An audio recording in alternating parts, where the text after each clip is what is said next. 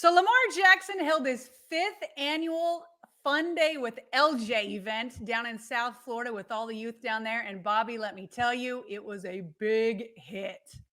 Oh, you bet it was. And it was well attended too. Guys like Odell Beckham Jr. and Zay Flowers were in attendance, which, as you can imagine, sent the kids into a total frenzy.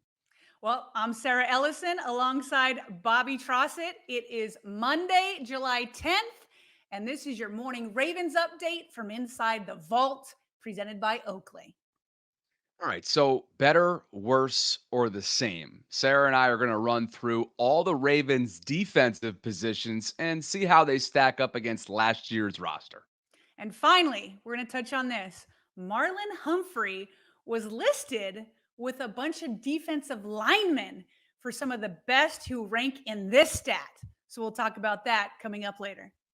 Oh, yeah. We have all that and more coming up. And as always, thanks for waking up with the Morning Vault, where you get the most important Ravens news in about 15 minutes. Let's dive into it. We're back from a nice R&R vacation, partner. It was good to spend some time with family, get some travel in. But we're really coming up on the start of training camp. And for the fifth consecutive season, pre-training camp, pre-off season, pre-all, everything that goes into a football season, a training camp. Lamar held his annual event for the kids of South Florida down there on the beach where he's from. And man, the kids just flocked to him, no pun intended. And it's just so cool to see the way that he gives back to really the kids where I know he sees himself in them, and he's talked about it so many times before. He was one of the lucky ones to make it out. And the fact that he doesn't forget um, where he came from, I think, it's a cliche, but being that he is the highest paid player, at least at the time of this taping, in terms of average annual value in NFL history, it's significant. These are always some of my best clips. We've gone video version this morning on the vault because there was too many clips that just we wouldn't do justice audio wise. We will try to explain it as we go through it, but I think my favorite part, Bobby, is a lot of times when we put on events for these football players, they kind of just show up and then, the marketing department or the PR department kind of tell them where to be and this and that. Lamar's not just like doing a quick here, I'm going to show up and sit at this table and sign some autographs. Like he is engulfed. He is right there with all these kids, playing with them, just making their day, making their year, making their life. It's just going to be so much fun to go through some of these clips. Oh yeah, let's first begin with again Odell and Zay, two of his newest teammates at the wide receiver position, decided to make guest appearances, and these kids. I mean, think about it. Zay's from South Florida as well, so like not only do you have the hometown or the South Florida kid and his their visions of one day being a Lamar or a Zay or an Odell, but you got the star power that is OBJ from like a national sense, tying in with really who've become local hometown heroes in a former MVP in Lamar. And then, of course, a kid who literally was just drafted a few months back in Zay. So here are those guys showing up to the camp and Lamar greeting them. Man, you know that sounds good. Shoot. Yeah. One photo at a time. You guys are like you like each other. No, I don't know. She know me? I probably got to see it. I probably ain't seen it in a long time.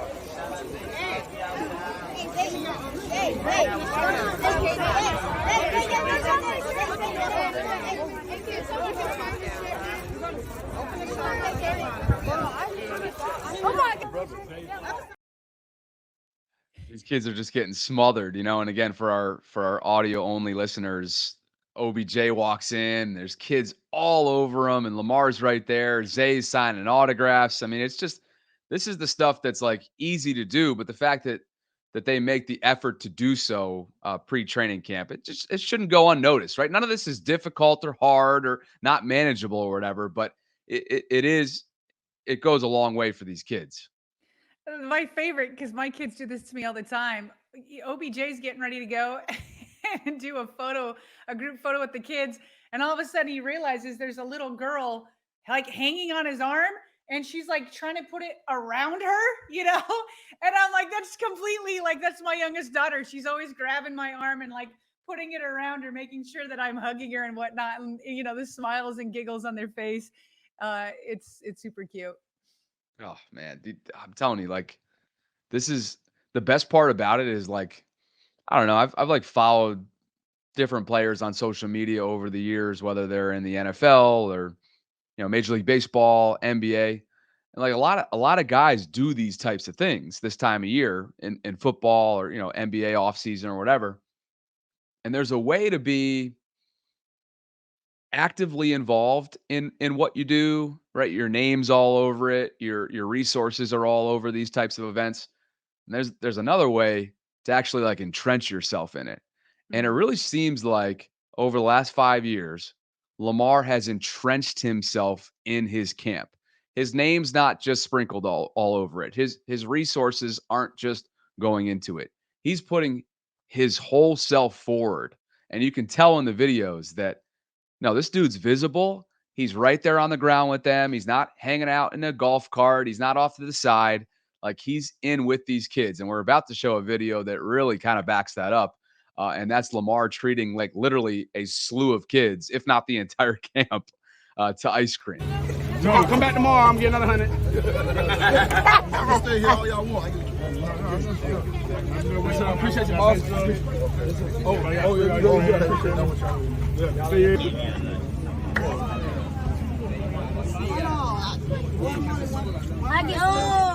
You know what? He overthrew me twice.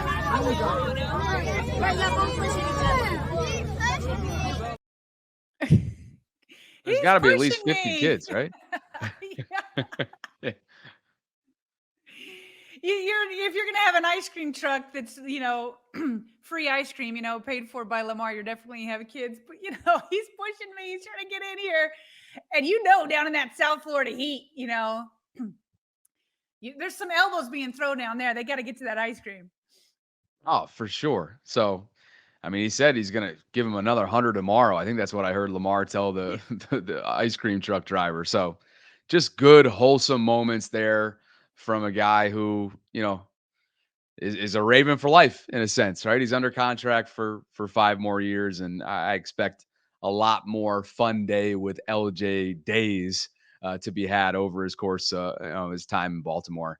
There was this one video, Sarah, that going off script here a little bit, but I know you retweeted it. This is hilarious. This was like actually when we were actually on vacation. Yeah. And by the way, we hope everybody enjoyed some of our pre-recording content from July 4th week. We wanted to thank Nick Moore and Jeff Zarebeck for dropping by as featured guests. They were great, and we hope to do more of that in the future. But Odell and Lamar were getting some work in together on a random field. And did you see the fan that basically like interrupted their workout? It's totally staged. You think so? Oh, for sure. Do you want to play it? Yeah, let's play it. Also, real quick before you do, did you get the one of him throwing a pass to that girl? Oh shoot, you retweeted that. I was supposed to. Well, how about this? Yeah. Go ahead. I'll grab it. Yeah, I'll grab it and we'll listen to this. Apparently staged. I haven't even listened to this in full, so you could be spot on. I don't know if it's staged or not, but here's OBJ, Lamar, and a totally random fan on a field. No way, bro. OBJ and Lamar freaking Jackson. I'm shaking right now, bro. Bro, huge fan. Huge fan. Quick funny story. I'm originally from Baltimore. Like, I'm a huge freaking Baltimore fan, and I got both of you guys on my fantasy. So freaking kill it this year. So Lamar, quick question. Good throw, bro. You know a guy named Adam Garland? He said you guys used to be tight back in the day in Pompano. Said you guys used to hang out and kick it. I don't know who that is. I'm trying to grind it real quick. My bad, bro. For sure. Hey, OBJ, can I talk to you for a sec? Take a pic, bro. You guys are crushing it. Appreciate that. Hey, let me say it real quick, bro. So, like, I won 4 intramural championships in a row. Let me just show you. When you throw, you have to make the noise. Otherwise, it's just not going to translate well. So from here, then you have the talent to back it up. But the All right, fam. You didn't do the So, like, when I line up, LB, it's like I like to line up here. This is the whole area that matters. So from here, your first move has to be swift. Skip. You know what I'm saying? It's about skating. So a lot of receivers, they'll do like some of that, but we skate. Gotcha. Thanks. 4-time intramural champion. So we won the last 4 years reigning, and I was all-time QB all 4 years at the U, bitch. Okay. Yeah. All right. Yeah, that was staged. Plus it's from Trap Comedian. That was painful. That was absolutely painful. Cringeworthy, matter of fact. But here's your when you know it's staged, it's funny. Like when he's like trying to, like when he's telling Lamar, he's like, "Hey, you didn't say huh. You didn't say huh." Like, and then he's like trying to teach OBJ how to do routes. Like it's funny. It's funny when you know it's staged. oh goodness. Okay. I should have watched that in full before I said, hey, did you think it was real? Yeah, no, that's not real. But here's your favorite from My Lamar's Instagram. Here we go. Let's play this.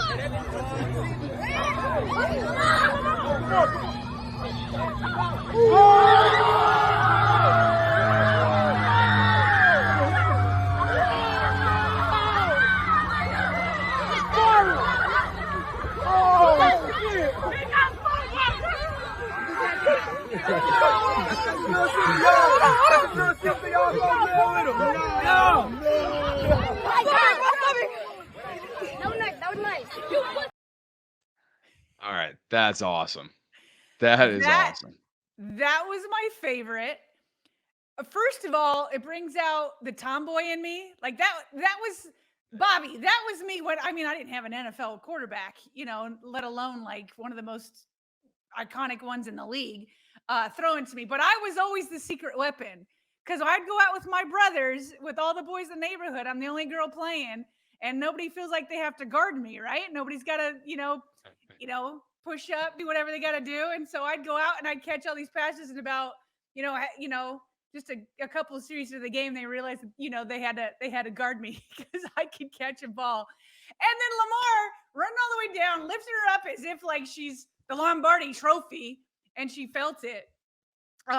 One last thing before we move on from this, watching OBJ down there, I'm going to give you my way too early prediction. Oh boy. Way too early. Off script here. Way too early prediction is OBJ will sign a second contract with the Ravens. Oh, I'm okay. I'm okay with that prediction. I thought you were giving me numbers. I'm like, why are you giving me numbers right now? No, I'm not giving you numbers right now. No, he's going to sign. Okay. He and Lamar are just too good together. I mean, Yeah. for OBJ to go down there, Zay, it's already like, okay, well, you're from South Florida. Andrew, rookie, whatever. OBJ is all over the place. I've seen him all over on social media with different stars. He's got so many things he can be doing. I love that he was supporting his new quarterback. And then Lamar had tweeted, by the way, he said he tweeted out an appreciation to both Zay and OBJ. You know, it meant a lot to him. I can't remember. Perhaps there are other teammates that have been to one of these in the past. Like we said, this is his 5th annual. But I don't remember somebody as star-studded, obviously, as OBJ, going down there to support him. And so for Lamar to like tweet that, it's just, this is exactly, Bobby, and something bad could still happen. But remember in our episode when the Ravens broke minicamp, it's like, holy crap, this is the time when people get in trouble. And maybe that could still happen. We still got a couple weeks left until training camp. And I really hope it doesn't. NFL wide, Ravens, nothing. But like, this is the content you want to see. You don't want to hear about guys going out and getting in trouble, all that kind of stuff. No, this is the content you want to see. Your QB1, your franchise quarterback, doing this with the youth, and his 2 brand new wide receivers down there helping him. And then they had worked out together leading up to this. This is exactly the type of content you want to see. What great news for the Ravens up to this point. Yeah. No, I don't think that's a far-fetched prediction whatsoever. And you're right. Like OBJ is easily the biggest name that's ever been at this event. I remember guys like Willie Snead would show up, past wide receivers of his, because I think Willie lives down in Florida as well. So it kind of made sense for him geographically. But this was, for him, for Odell to come in from Arizona, or maybe he was I don't even know where he's been. Like you said, he's been at Michael Rubin's like July 4th whiteout party with literally A-list celebrity upon A-list celebrity. Tom Brady was there. Every single athlete that you can name, in this generation was there, and top notch A-list types of athletes. But Anyway, yeah, I think that's, hey, we'll see if it comes to fruition. We know it's a 1-year prove it deal. We know that right now, they haven't played a snap of regular season football together yet, but the chemistry that they've already developed quickly Yeah. in their short time as teammates clearly is there. Yeah. Before we dive into topic 2, just wanted to shout out 2 of our returning patrons who are supporting both Sarah and I through the channel and through Patreon this month, and that is Kurt Pfeiffer and Jamison Helfrich. We appreciate you both for believing in what we're building. And if you want to do the same, check out what we're offering by visiting patreon.com/Ravens Vault podcast. All right. So ESPN's Jamison Hensley put together a basically better, worse, or the same top down, roster wide for the 2023 Ravens, comparing this year's squad. I know it's early to last year's squad. And I know it's early, but that's kind of the concept here. So we're going to break it down by position here, right? Yeah. So what we'll do is today we're gonna do defense. Tomorrow we'll do offense. So Bobby, I'm gonna use some of Jameson's work here, but I'm not gonna give you his opinion. I'm gonna use his work because he has all the names lined up. We'll try to move through it. We don't need to dissect it too deep for each one, but I'll give you each position, the returners, the losses, and the additions, and then you tell me if you think that the roster is now better, same, or worse. Okay, so we're gonna start with the defensive line. Here's who's returning: Justin Matabike, Michael Pierce, who we didn't get to see a ton of, but Michael Pierce, he's now healthy. Broderick Washington, ascending guy. Travis Jones going into his second year. Brent Urban returns, and then Rayshad Nichols. Okay, the loss, as we all know, and it's a big one, Calais Campbell. He's now with the Atlanta Falcons. Additions: Angelo Blackson. He's the free agent pickup the Ravens got from the Bears. Okay, Kai Caesar and Trey Botts. Okay, so is it the same, better, or worse from last year's defensive line, do you think? Yeah, I wrestled back and forth with this one a little bit because I think when you think about what Matabike can be, the flashes that he's shown that he can be, the fact that Michael Pierce was off to really a career year before he went down, just how sort of Broderick Washington has been developed over his years in Baltimore, and we know all the kind of potential that Travis Jones brings to this team, and the experience that Brent Urban has in his second stint in Baltimore. With all that in mind, I think I have to say, for now, worse. And I know Calais Campbell is aging. I know that he's not an every down kind of guy at this point in his career, but I believe he recorded around 5.5 sacks last year. His value off the field is second to none. It's unmatched. And I think what he brings to a team is everything you need, from leadership on down to what he can do on the football field with his ridiculously intimidating stature, length, fierceness, all of that. So for now, I'm going to go with worse, but I do feel optimistic about, like we talked about in one of our recent mailbag episodes, where is this sack production going to come from? I think we kind of both agreed that it may be sort of a committee type of thing. It's going to come in bunches from a slew of different guys. I hope somebody emerges from the pack like a Matabike, but I'm not sure quite yet. And I think Calais' loss was a huge one in free agency. Obviously, it needed to happen in order to become cap compliant at the time. But I'd imagine there's some folks in the front office that really are kicking themselves that he's in Atlanta. Yeah, it's too bad we couldn't get Lamar done before then. I agree, by the way. You know how we often say, hey, on paper it looks great. In this case, I think on paper it looks worse. To your point, that could change once these guys get on the field. Maybe Matabike will bust out. Maybe Broderick Washington will. Maybe Travis Jones will. But we don't know that until they're on their field. So on paper, I agree with you. It looks worse. Okay, inside linebacker. Returners: Roquan Smith, Patrick Queen, Malik Harrison, Christian Welch, Delshawn Phillips, Josh Ross. All these guys are not going to be able to make the team. No losses. You've got an addition of Trent Simpson. So better, worse, or the same? Yeah, let's not even spend a ton of time here. Better, better, better. Trenton Simpson, the dog. I know he hasn't played it down yet, but he's built like an absolute ox. They're thrilled at the value that they got him in the third round. SEC experience, not SEC experience, ACC experience, but big time football experience coming out of Clemson, right? And the fact that PQ, after somewhat of an uncertain offseason, being that the fifth year option was declined at the start of May, he's here. He took the high road.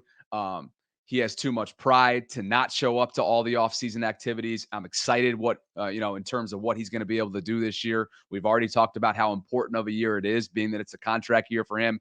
Oh, and by the way, they have the highest paid and arguably the best off-ball linebacker in all of football in Roquan Smith. So you're right. Not all those dudes are going to be able to make it, but this linebacker room is in tip-top shape entering 2023. I'd say it's the strongest position on the roster, even ahead of quarterback, only because I think the depth is better at quarterback.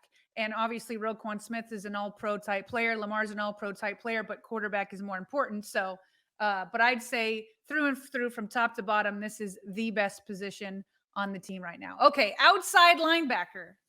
The returners we have, Odafe Owe, David Ojabo, although it doesn't feel like he's returning. So, but he is a returner. David Ojabo, Tyus Bowser, Jeremiah Moon. The losses for now, signings can change this. The losses are Justin Houston and Jason Pierre-Paul. Additions, rookie Tavius Robinson, Malik Ham, believe he's an undrafted guy, and Kelly Sanders also.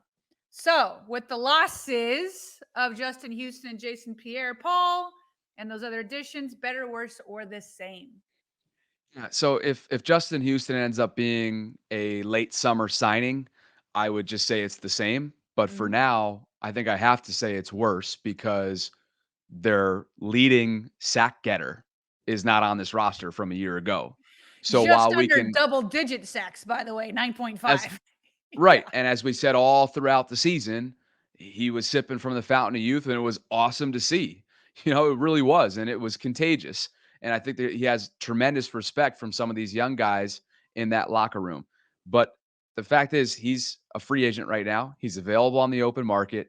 And while you can compare some of these names to what we did in the first category in terms of like, okay, what kind of jump can Owe make in year 3? Okay, Ajabo's hopefully finally healthy now. Bowser's now a year removed from the Achilles. Like, a lot of optimism there, but not enough to actually say that this room got better. Not right now, in my opinion. Agreed. All right, cornerback. Marlon Humphrey. Okay, returners. Marlon Humphrey, Jalen Armour-Davis, Pepe Williams, Kevon Seymour, Ardarius Washington. Losses, Dagger, Marcus Peters, and Kyle Fuller. Additions, Rock Ya-Sin, as we know, the big signing from Las Vegas Raiders. Trayvon Mullen from Dallas Cowboys, that is Lamar Jackson's cousin. Kyu Blue Kelly, the 5th round pick. Then some undrafted guys, Jeremy Lucien, Jordan Swan, Corey Mayfield Jr. Better, worse, or the same, Bobby? I think for now, I'm going to say the same because they still, to me, have a void that needs to be filled here, much like they did last year.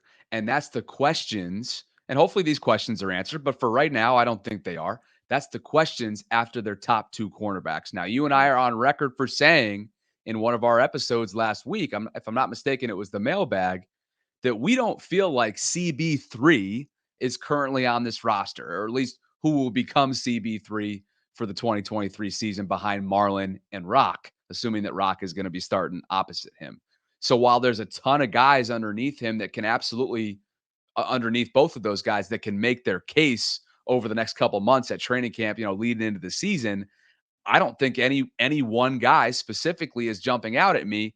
I'm hoping that they sign Kyle Fuller. I'm just assuming at this point that Marcus is going to end up in Vegas based on some reporting.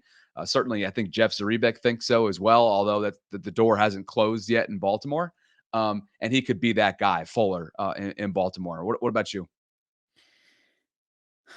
Yeah, I guess the same. I feel like they could be better if they went ahead and brought Peters back so that you have, more depth or whatnot. But hey, just real quick, I saw some tweets because a Twitter account did pick up our opinions on us saying that we thought the number 3 corner. And I'd say week 1, because I still think the reason why I don't think somebody had said, like, well, I'm sorry, but is Pepe Williams still on this roster? Like, why isn't he number 3? He very well could be. he's just been so injured. I guess my thing is like the Ravens going into minicamp and all the OTAs, it was like, I think that the Ravens are going to make a decision based off of what they see from these young guys. Well, these young guys haven't been on the field. So I will put out there, though, while why am I forgetting his name? Third round pick from he keeps going back from safety to cornerback. Brandon Stevens. Brandon Stevens. I don't think it's set in stone that Brandon Stevens is fully going back to safety. So I do still think Brandon Stevens could come back and play that nickel role when needed. So yeah, right now, I guess we're going to say same only because I think Rocky Sin maybe even slightly better, because I think maybe a healthy Rocky Sin is better than the version of Marcus Peters we got last year, which was an injured Marcus Peters. So, I mean, if they were both healthy, it's Marcus Peters for me. But maybe slightly better only because Marcus Peters wasn't playing to his full potential last year. All right, safety. Returners, Marcus Williams, Kyle Hamilton, Brennan Stevens, Geno Stone, Daryl Worley. So a lot of familiar faces. Losses, as we know, Chuck Clark. He's at the New York Jets, but he looks like he's out for the season with a knee. Best to him. Additions, Jaquan Amos. I believe that is an undrafted guy. So better, worse, or the same? Yeah, I mean, look, Chuck, by the way, he definitely tore his ACL, so that does sideline him for all of this upcoming season, as we've talked about. And it's just such a bummer because he was the epitome of durable all throughout his career in Baltimore. And let's not forget, he didn't miss a defensive snap last year.